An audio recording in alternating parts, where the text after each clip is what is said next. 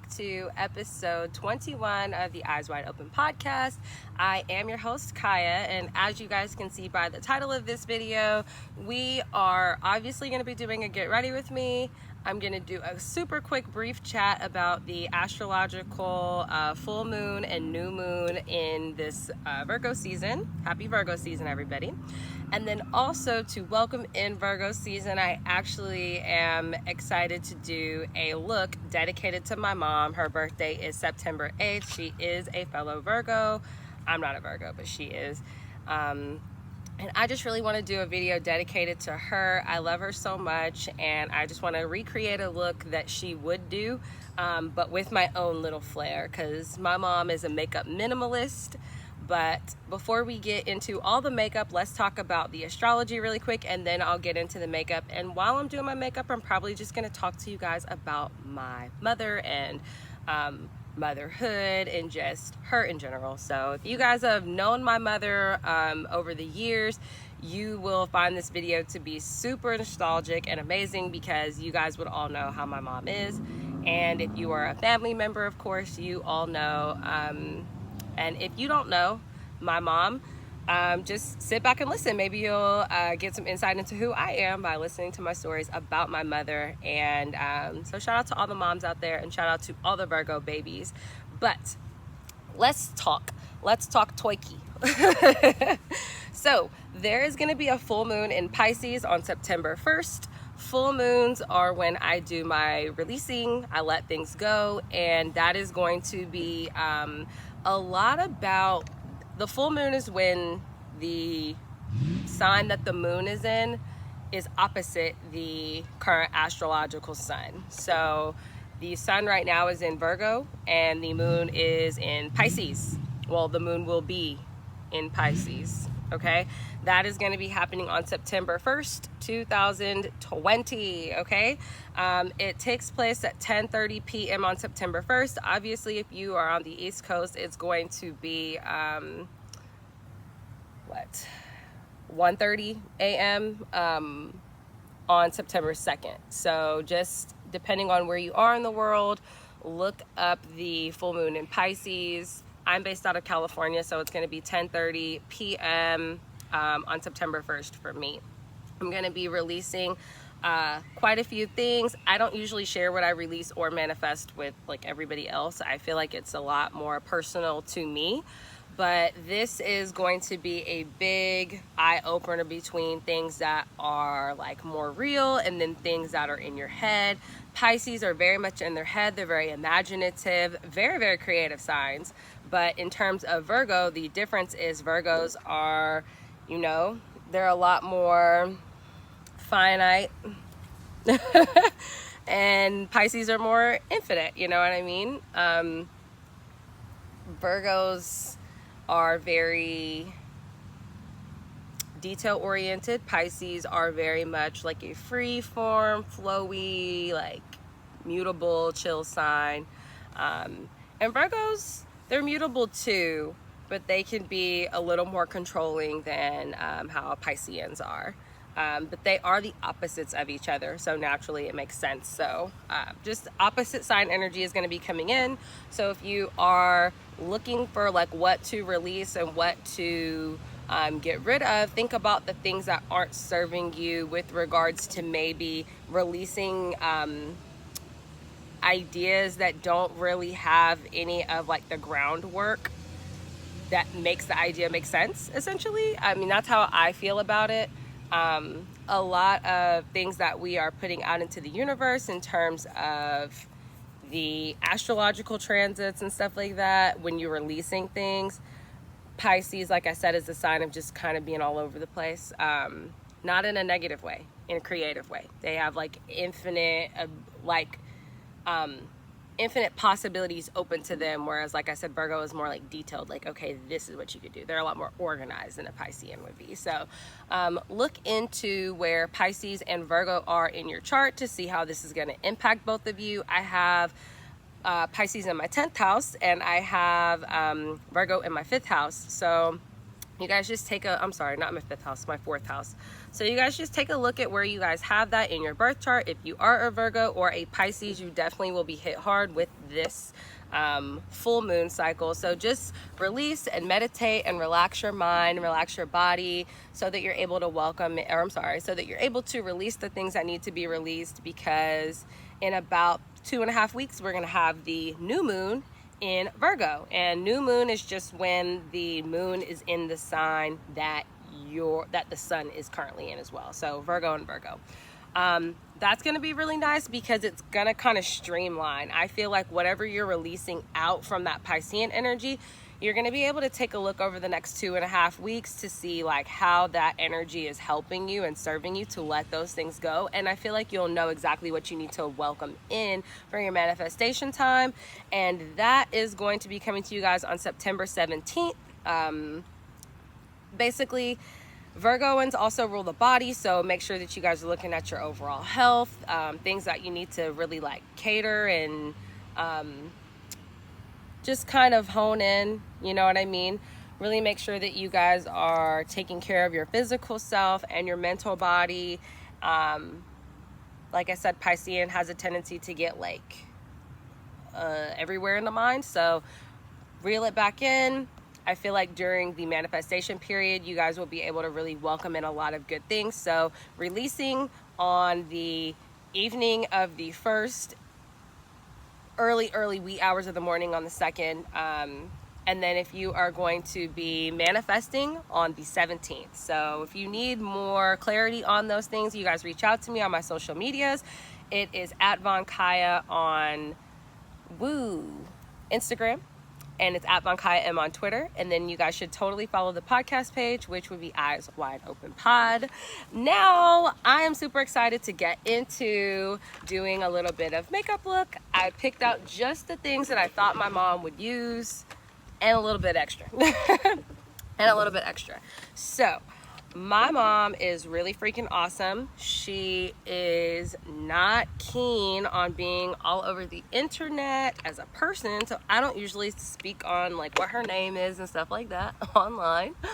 But mom is,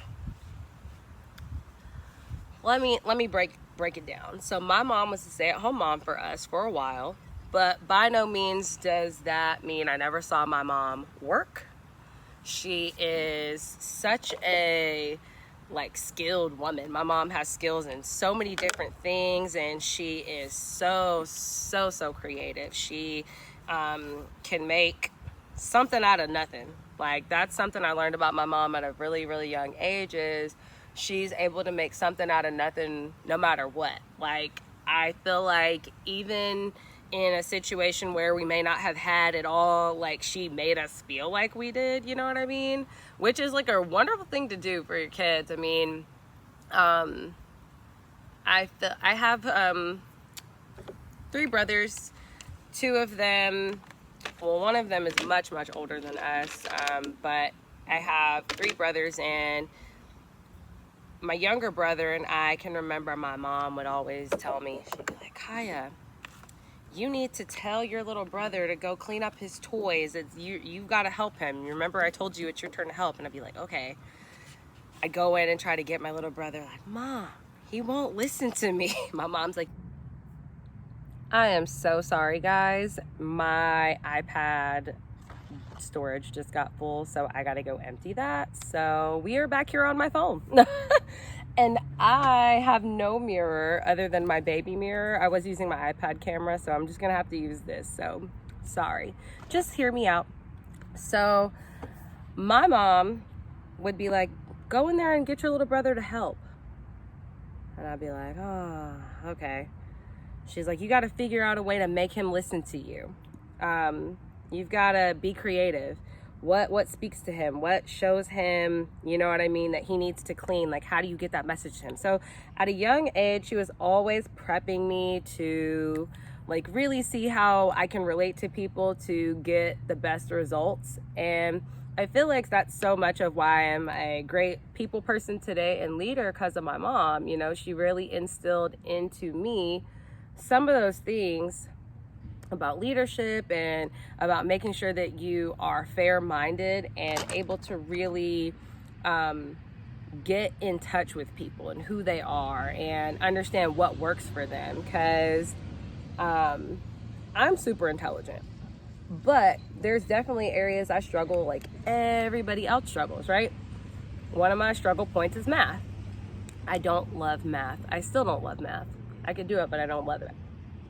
Mom was like awesome because she knew that I didn't necessarily get it like as quickly, as easily as other people. So what she would do is she would say like, okay, Kaya, try this way, try to get it this way. I think I tried like, multiple different methods of like subtraction to understand it better. And, I feel like maybe some people might look at me and knock me for not being able to get math, but my mom just looked at it as like another opportunity to find a way to connect with me. Like, okay, well, if that way is not working for you, what way is going to help you get it? And I think that that's made me such a patient, leader in my profession and where I'm currently at as a person, because understanding, that everybody has their shortcomings, or things don't come easy to everyone. My mom's always been a person who never made me feel like that, like, oh, this didn't come easy to you, what's wrong with you? Like, my mom always made me just feel like if you don't get it one way, there's another way. And if you're not getting it that way, there's got to be another way. There's got to be some way that it makes sense to you at some point. And we're going to find it and we're going to work on it till we figure it out. And it's rare. It's super rare to have a person who like cares enough about you getting it to go to whatever length they have to make sure that you understand. And I really, really, really always valued my mom because of that. She is, you know what I mean? Just, sorry. Let me also say, my mom does not live near me. She lives on the other side of the world from me. Not the world, but the other side of the country from me. And I miss her. I'm about to cry right now. I miss her so much. So much. I was supposed to go visit her this year for my birthday, but that didn't happen because of COVID. So, oh no, my brush is shedding and I don't like that. We're switching back to this brush because that brush was shedding. But it was really tough. It's been really tough. I haven't seen her in a couple of years, 2 years now. And so I really, really freaking miss her. But we talk all the time, so it's not like we don't skip it, or it's not like we skip a beat and don't see each other. We do see each other. But that's the only mom I have. Let me say this. She's the only like blood mom I have, obviously. There's mother figures 100% in my life, but mom is just like so momming. What else did I get from my mom? Freaking things I love about my mom. I love her fashion sense.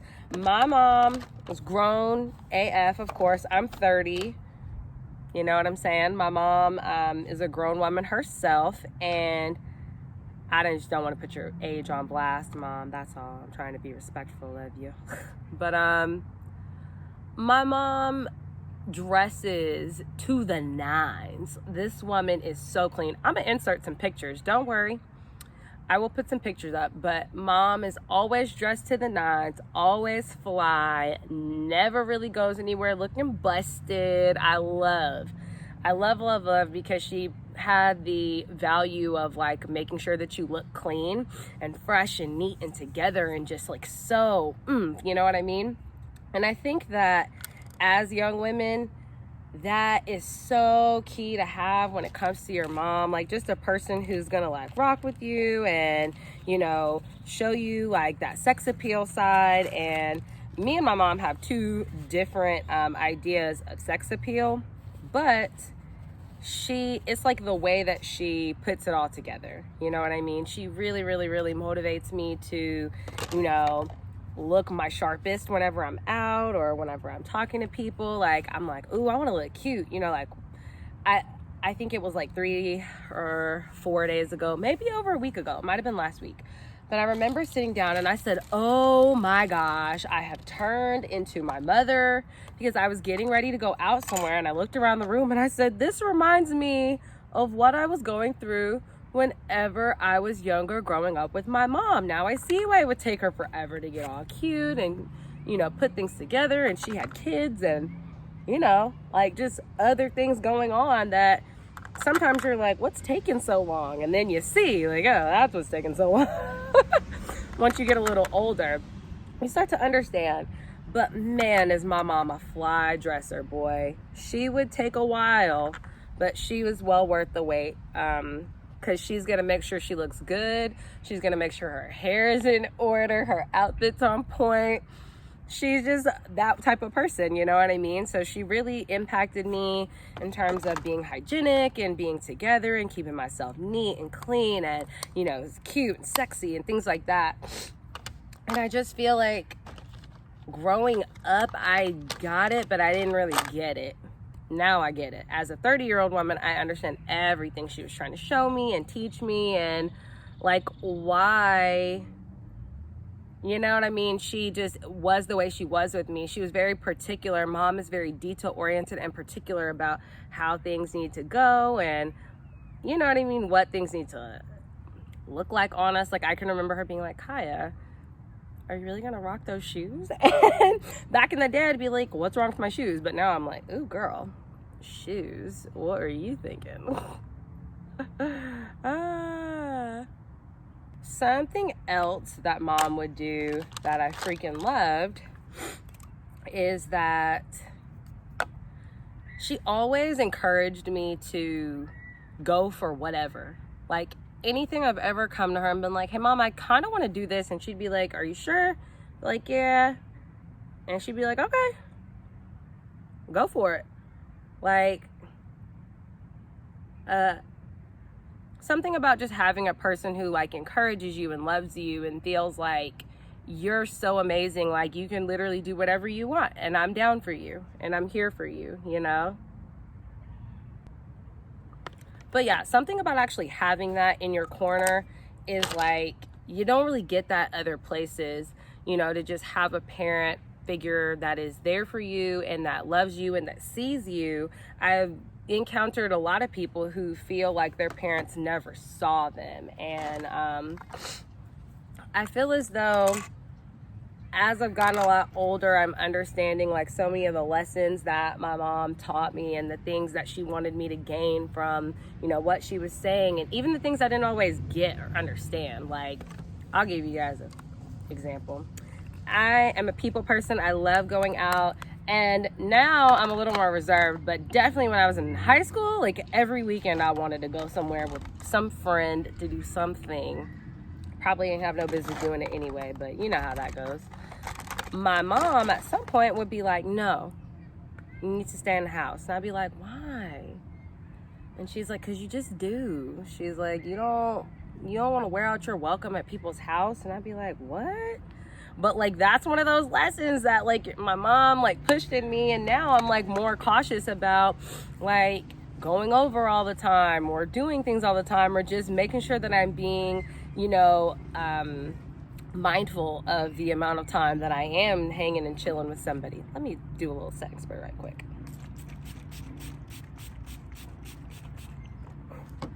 Whew. Okay.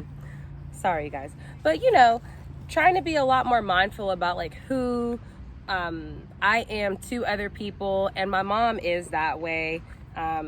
She is not a perfect woman. Nobody is a perfect person. She has her shortcomings just like everybody else in the world does. But it's like the thing that I could never take from her is the amount of love that she puts into like everything she does. Her gift giving, oh my God. Ask anybody who's ever received an actual present from my mom. She puts so much love into every freaking detail. Like, I can remember she'd be like, go get me a little knife. And I'd be like, why? She's like, we got to curl each ribbon. And I'm like, curl the ribbons? They already curled. She's like, not how we want them. We got to do this. She always had some like extra special little touches to put on. It was Daughter's Day recently, and mom was like, it's Daughter's Day. I love you. I just wanted to tell you that. And I was like, dang. I didn't even know it was Daughter's Day. Thank you, you know. Little stuff like that. Sorry, you guys. It's little things like that that really touches my heart, that I think a lot of people take for granted who have their parents around them or have their parents in general. I don't take for granted any moments that I'm able to spend with her, or just being able, I don't take for granted any of the moments that I've already spent with her. I'm gonna screw up my mascara, so I'm just gonna put on a little bit because she's already got me in my feels before I even can finish this look. But it's something special about a person who really cares enough about people to want to take time for them and want to do right for them, all in the goodness of their hearts and out of love. And that was my mom. That is my mom. She's still that type of individual. I'm finished with the look, by the way. How do I look, mommy? Love you.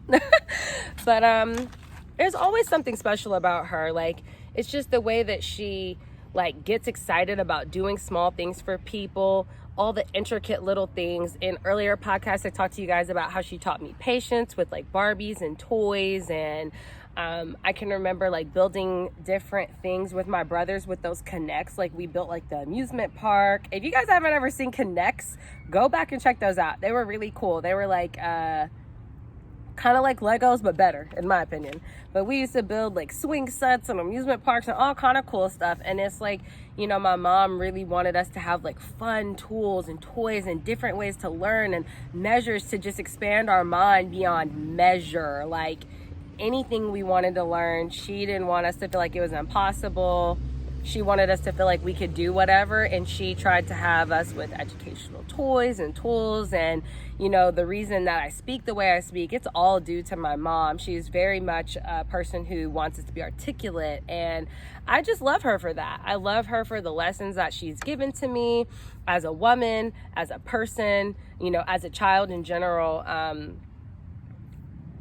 Me, myself, and my brothers really look at her and look up to her and respect her heavily simply because of the things that she's done. And I really can't wait to bring her on and like interview her for you guys and just have a conversation so you guys can really hear like the greatness that is, you know, my mama. I'm not gonna say her name because I'll let her do that, but she truly is like a gem of a person. And it's things like that that you don't always get. And I feel like I was blessed to have her with me, you know, every day at home as my stay-at-home mom who, you know, helps me with my homework and helped me pick my clothes out and taught me how to clean baseboards, because that's for sure what she had us doing on Saturdays. You know, mom was dope, but she was tough. She didn't let us, you know, not learn responsibility. I had dishes. I had to help do all kind of stuff.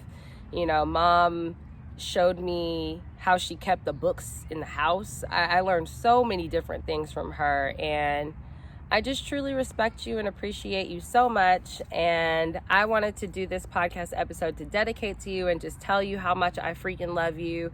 I love all your minimalistic makeup looks. This is how my mom would be: a bright red lip. You got the mark of my mom if she kissed you. Everyone knew. The only thing I did different is I wore foundation and highlighter. My mom doesn't rock that, but she does do only, and her brows. Mom doesn't even do brows. I did my brows before I came on cam. That's how bomb my mom is. She's so freaking beautiful. She only needs a bright red lipstick and her mascara, and she's Gucci. She's like, I'm cute, honey. I don't, like, mom's very like, But that's why I love her. And that's why, like, I feel like motherhood in general, just what my mom showed me, is a lot of love, a lot of unconditional love, and teaching me things that are going to help progress me as a woman and as a person. And I just want to tell you happy birthday, happy Virgo season to you from the bottom of my heart. I know your birthday's not here yet, but you're going to have other goodies coming to you. But this is just the start of celebrating you and telling you I love you, and I wouldn't be who I am without you. So thank you.